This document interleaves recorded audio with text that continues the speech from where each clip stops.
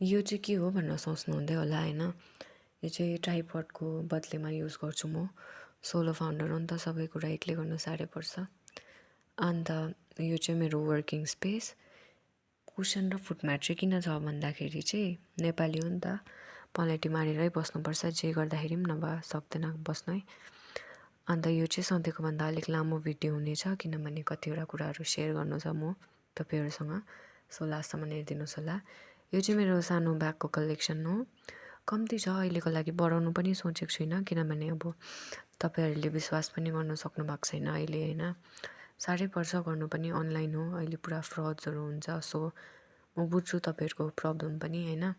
त्यसले गर्दा चाहिँ यो भिडियो लिएर आएको आज। यहाँ देख्नुभयो ठुलो ठुलो टोट ब्याग्सहरू पनि छ होइन। कहिले पोस्ट गर्दिनँ भनेर सोच्नुहुँदै होला होइन।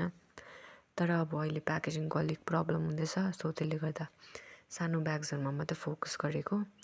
अन्त अब यो चाहिँ मेरो प्याकेजिङको सामानहरू छ। आजको लागि यति नै छ।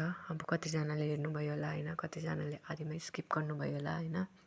कतिजनाले अहिलेसम्म धेरै सपोर्ट गरिरहनु भएको छ। सबैजनाको लागि, सबैजनालाई थ्याङ्क यू भन्नु चाहन्छु। त्यसले गर्दा चाहिँ आजको अलिकति लामो भिडियो बनाएको मैले।